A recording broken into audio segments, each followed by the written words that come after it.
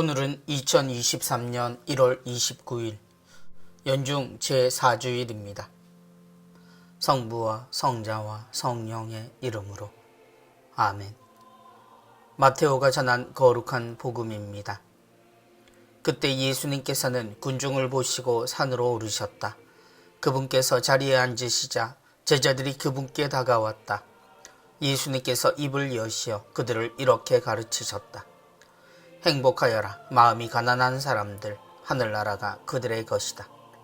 행복하여라. 슬퍼하는 사람들, 그들은 위로를 받을 것이다.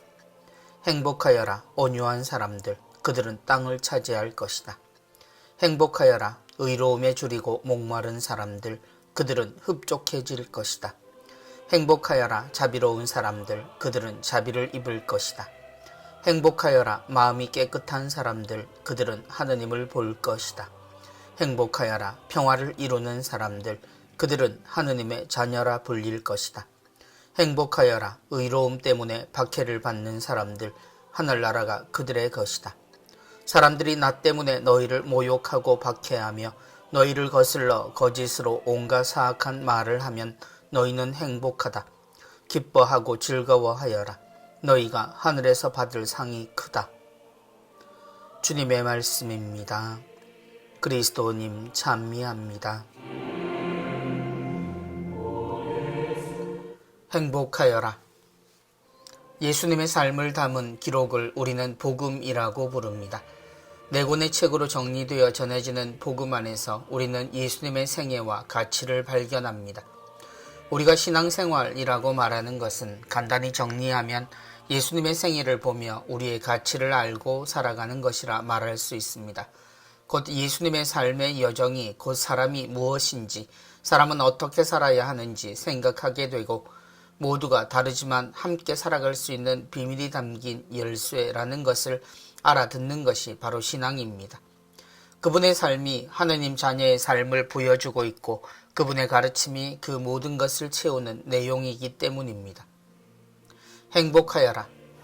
그 복음의 뜻 속에 행복이 있습니다. 사람들은 행복을 목적으로 산다고 말해도 지나치지 않은 세상에 살고 있습니다. 모든 것의 기준이 바로 이 행복에 있기 때문입니다. 그런데 지금의 사람들이 말하는 이 행복함은 극단적으로 개인, 곧 자신 스스로가 느끼는 것에 있어서 그 행복이 마냥 기쁘게 느껴지지는 않습니다. 당연한 듯 생각되지만 그 행복은 누구도 판단할 수 없고 상대적일 수밖에 없으며 또한 충족된 상태를 보기에도 너무 어렵습니다. 채워지지 않는 것은 자신이라는 것을 모르거나 잊어버린 상태의 사람의 불행을 너무 잘 보여주고 있기 때문입니다. 그런 지금 우리에게 예수님이 말씀하신 행복선언은 많은 생각을 가져다 줍니다. 행복하여라. 마음이 가난한 사람들. 우리가 세상에서 행복할 가능성은 얼마나 될까요? 거기에 가난한 사람이 행복할 가능성은 또 얼마나 될까요? 행복은 누구나 꿈꾸지만 누구도 쉽게 이룰 수 없는 목표처럼 느껴집니다. 거기에 가난이라는 단어는 행복과 가장 거리가 먼 조건처럼 보이기도 합니다. 조금만 더 가지면 행복해질 수 있다고 믿는 이들이 많은 세상인지라 가난이라는 단어는 어떤 수식어가 붙어도 불행에 더 가까운 단어입니다. 행복하여라. 하늘나라가 그들의 것이다. 그러나 주님의 행복선언은 앞으로 다가올 일에 대한 예고나 약속이 아니었습니다. 선언이라고 말하는 이유는 그것은 이미 그 상태가 행복하다라고 말하는 증언이기 때문입니다. 곧 마음이 가난한 이가 행복하다는 이 말씀을 듣는 우리는 경우에 따라서 세상 어떤 것보다 어려운 이야기를 듣고 있는지도 모릅니다. 왜냐하면 우리가 사는 세상에서 가난은 어떻게 해도 행복할 수 없는 상태이니 말입니다. 하지만 그렇다고 주님의 말씀을 거짓이라고 말할 수는 없으니 우리는 생각을 한번 완전히 바꾸어 볼 필요를 가집니다. 만약 가난해도 행복할 수 있다면 이라고 말입니다. 가난한 사람들의 행복을 우리는 생각해 본 적이 있을까요? 옛날식대로 말하면 못 먹고 못 입고 못 배워도 행복할 수 있을까요? 만약 그렇기만 하다면 우리의 삶을 불행하거나 고생스럽다라고만 말할 수는 없지 않을까요? 주님 앞에 모여든 사람들을 봅니다.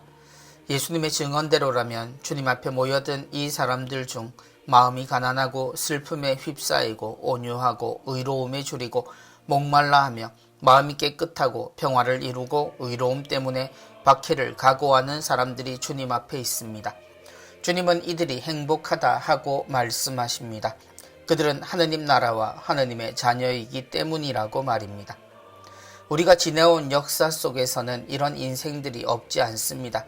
아니, 오히려 과거의 사람들 안에서 이런 사람들의 모습은 너무나 많기도 합니다. 그런데 이들은 모두 불행하기만 했을까요? 없는 집의 자식들은 다 불행할까요? 먹어본 적이 없는 것을 못 먹었다고 불행할까요? 배우지 못하면 불행할까요? 이미 과거에도 세상살이에서 우리가 교육을 통해 배우는 것은 모두 사용되지 못할 것을 알았습니다. 그런 아이에게 세상은 배워야 할 것 때문에 불행한 것보다 이미 있는 것으로 행복할 가능성이 높습니다. 그것이 누구와 어떤 것과 비교하더라도 그것으로 비교되지 않는 것이 사람의 삶입니다. 그러나 지금 우리가 이미 행복하다면 다음에 다가올 어떤 상황에도 우리는 그 행복을 잃지 않을 수 있습니다. 결핍을 메우는 게 행복이라면 그 메움에서 발견되는 또 다른 결핍이 불행의 이유가 될 것은 뻔합니다. 우리는 이미 행복할 모든 것을 가지고 있습니다. 예수님이 우리에게 주신 행복이란 우리에게는 없고 하느님께만 있는 것이 아닙니다. 주님은 우리를 축복하셨고 우리가 어떤 처지에서건 사랑하는 마음과 실천이 있다면 그 상태는 이미 천국의 상태라는 것을 알려주셨습니다. 만족하라는 이야기도 행복하다는 것을 깨달으라는 이야기도 아닙니다. 그건 그것을 아느니만 느낄 수 있는 것이니 말입니다.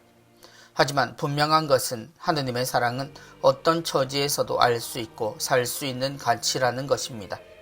지금 행복하길 바랍니다. 지금 천국에 하느님의 자녀로 살고 있기를 바랍니다.